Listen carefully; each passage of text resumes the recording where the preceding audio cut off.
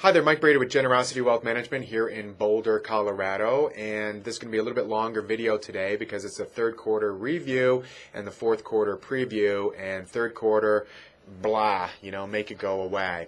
Third quarter review, 14 days of 300-point swings, 50% of the days in the third quarter, the Dow swung more than 100 points. The Dow and the S&P down about 12%.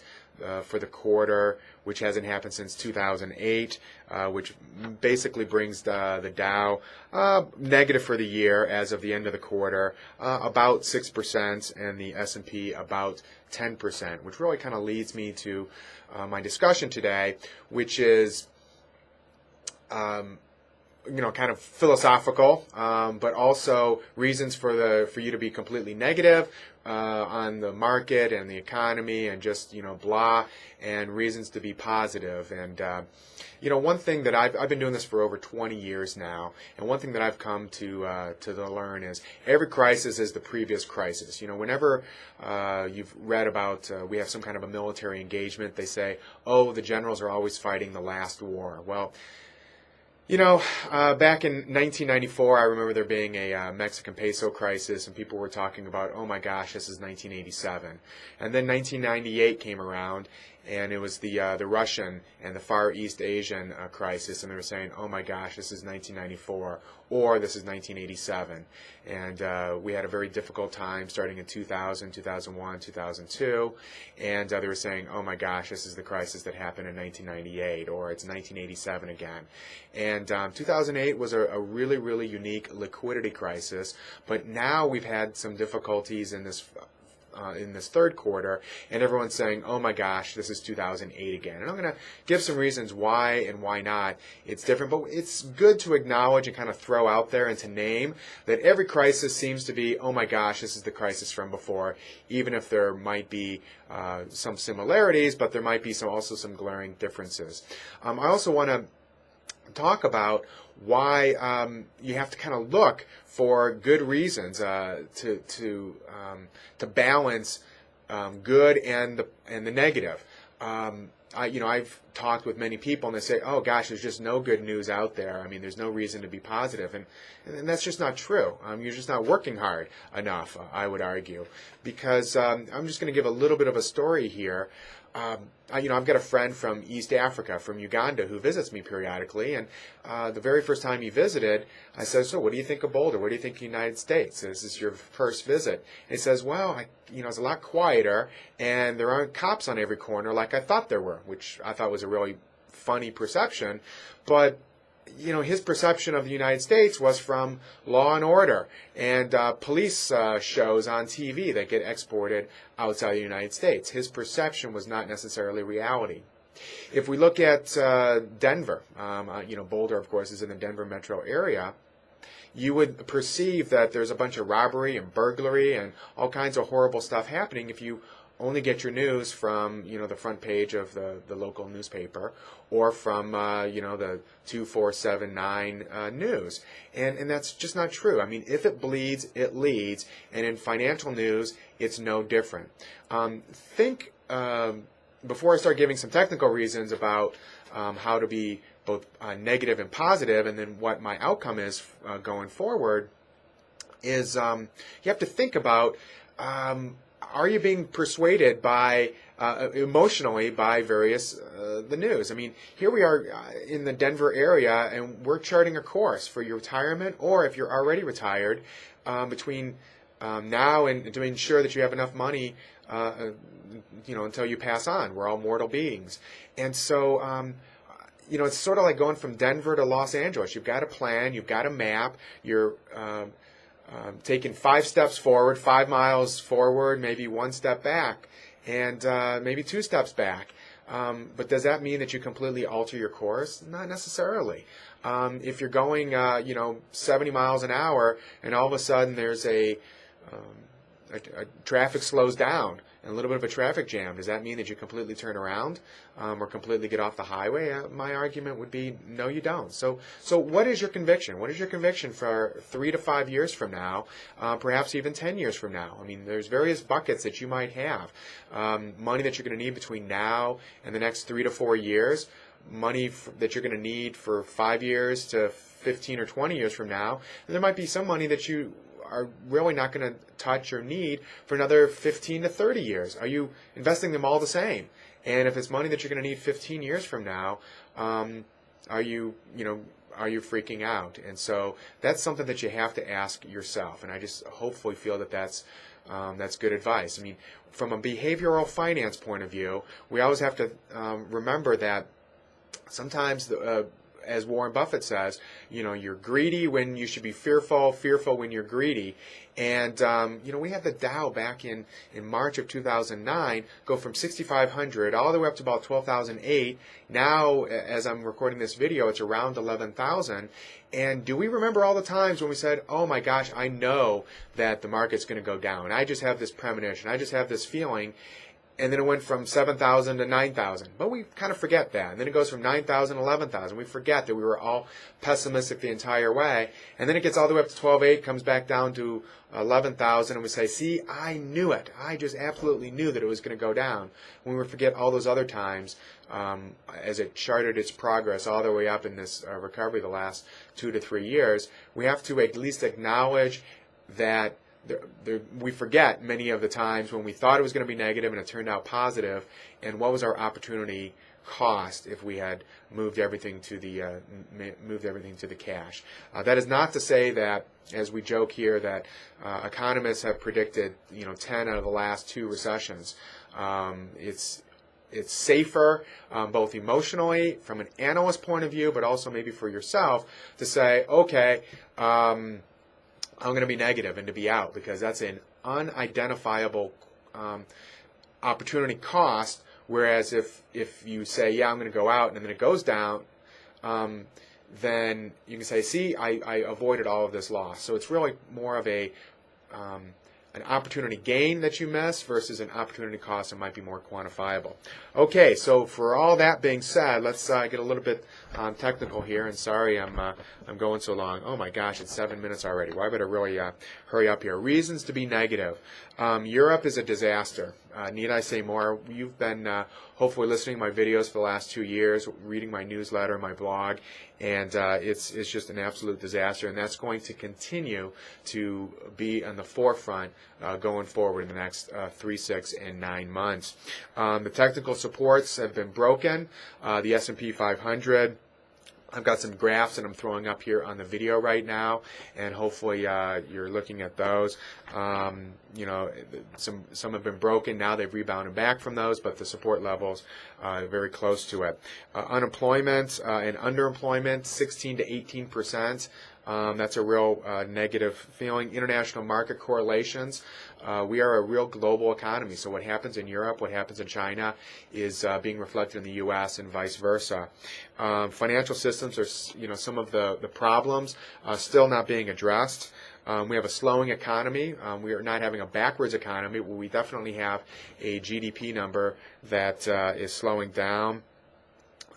There's a big argument out there that this most recent rally, I'm doing this on a Friday morning, is really just a bunch of short cover interest is up, and so it's just a bunch of people covering their shorts, buying back to cover their shorts, and this is a false rally.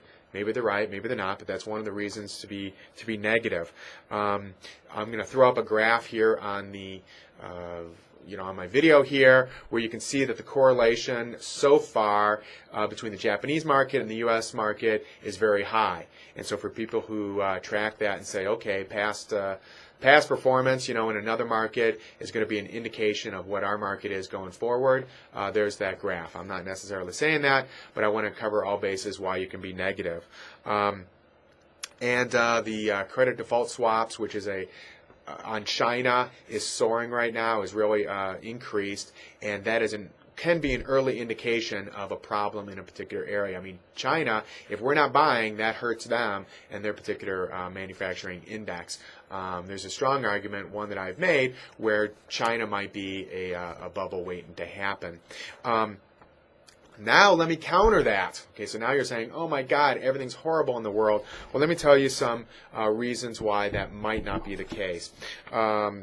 We have large cash balances in the corporate, between $1 trillion and $2 trillion, depending on if you're looking at just the S&P 500 or if you're looking at kind of all balance sheets. That's a good thing. I mean, back in 2008, we did not have that kind of cash on the sidelines as corporations were making themselves lean and mean going forward.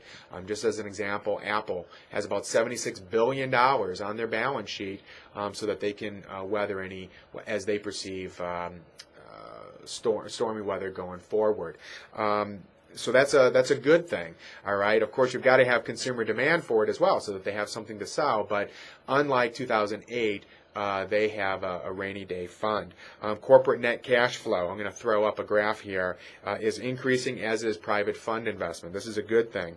The price of avoiding risk, the opportunity risk. I mean, basically, there's pensions out there. There are individual investors who have a certain rate of return that they want and need to make, and the other alternatives are pretty horrible. When you're looking at bonds or treasuries or many other things, there are very low yields at this point. So that kind of forces people they're looking at all their various options with the various risks associated with them and saying, okay, well, maybe the stock market is what I need to go into for long term in order to make the return that I need. Real GDP is positive if it's slowing. It's about 1.3% for the year 2011. Now we're going to go into some stuff that I'm going to throw out there, but I don't necessarily hold weight. Since 1938 or 1939, I can't remember exactly, the third year of a presidential cycle has never been negative. So the third year in a presidential year has never been negative going back to 1938, 1939, and the average for those years has been a positive 22%. So since we're negative already, of course we'd have to have this incredible fourth quarter rally for that to happen, a nice Santa Claus rally they call it. And Europe may solve its problems. I mean, I think that that's a very low probability, but that is something that could happen going forward. The market has already been through an awful lot in the past few years. I mean, we've been through Lehman, Bear Stearns, Countrywide, not Comerica, Countrywide, some CDOs, the credit default swap issues, higher unemployment. I mean, we've had a lot of issues, and we've gone through it. But the conversation is going to be about Europe going forward, in my opinion. I mean, Larry Summers, who I have a pretty low opinion of, he says that we're talking about a broken ankle in a body that has liver failure. And so that's really what I think about with Europe. So that being said, let me kind of move forward. Some things that can make things look. Oops, let me go forward here as I looked at all my notes here. Please excuse me. The question we might ask ourselves, now that I've laid out an argument for both positive and negative on the markets, you have to ask yourself, are you comfortable with the positions you have? If you're not, if you believe that your conviction on the U.S. market is that it's going to go down, when taking into consideration, profit margins for corporations are going up, they're being lean and mean, if they've got huge cash balances, we've gone through an awful lot of weathering. After weighing all the things that I've talked about so far, you feel, or as an analyst, that you believe that 1 year, 3 year, 5 years down the road, the market is just going to be horrible. No way people, the valuation levels are high, not low. Then you need to seriously consider whether you're overexposed or you should have any exposure to the equity market. I'm not there. I do believe, I don't know about this fourth quarter, but I do believe that the market is something that I want to participate in the percentages that I have. Not 100%, okay, but not 0%. So there's going to be some kind of a range between 0 and 100, okay, if that's too vague for you. If this last quarter you've lost a lot of sleep, I think that you need to evaluate for yourself or talk with your financial advisor, or if I happen to be that financial advisor, which I would love, talk with me so that we can really do an x-ray, a transparency to what it is that you're holding and if you're comfortable with it. After listening to this video, hopefully you're really starting to think, hey, wait a second, am I looking on the short term when really I have a long-term plan, a mid to long-term plan? And what is my view? What's my, after looking at the data, not looking at TV or getting all, listening to some of the emotional arguments about it, what is my view longer term, and how does that coincide with my particular financial plan? I think that that might be one of the best ways to look at it. So anyway, this is a absolutely long video. I'm sorry about that, but there's an awful lot going on, and I really want to get it to you. So anyway, Mike Brady, Generosity Wealth Management. My phone number, 303-747-6455. I'm in Boulder, Colorado, which is, of course, in the Denver, Colorado metro area. I am taking new clients. I would love, if you're not my client, to be my client. If you are my client, I'd love for you to pass this on to one of your friends who might be having some consternation and some upset stomach. Perhaps I can try to help them out like I've hopefully helped you out. So anyway, 303-747-6455. You have a wonderful, I'm doing this on a Friday morning, so maybe you're getting this Friday afternoon, maybe you're getting this Monday morning. Either way, have a good weekend, or I hope you had a good weekend. So thank you very much. Bye-bye now.